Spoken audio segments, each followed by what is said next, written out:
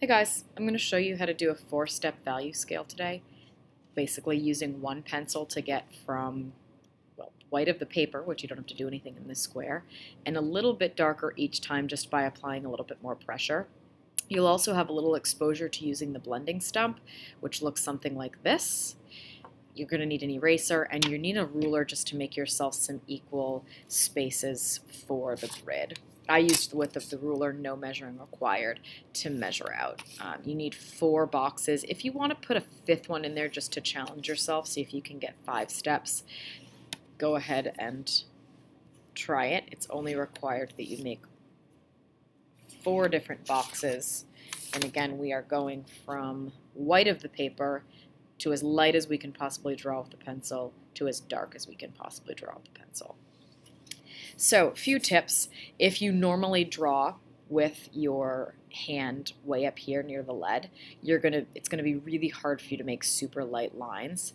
It will be a lot easier if you move your hands back a little bit on the pencil here.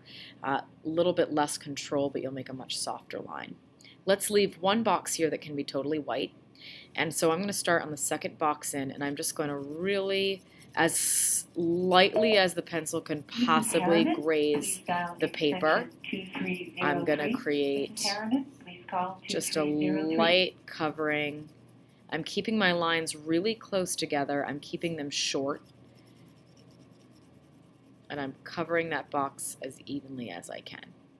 So it's super light. Hopefully you can see the difference on the computer from this one to this one. And I'm going to try using my blending stump. Make sure that it's cleaned off first. So you're going to want to find some scrap paper or some extra area in your sketchbook, and you're going to want to clean it off first. It should not really be moving too much color around. And you're going to come over here and you can just lightly smudge those lines together. Now, if you were a professional artist or if you were in a more advanced drawing class, you'd be using more than one type of pencil to create the values. We're using one pencil for all of them. An artist might use a variety of them, up to sometimes 5, 6, 7, 8, 9, 10. If you notice on the pencil, there's different numbers. This one is a 4H. This one is a 6, or this one is a 3B.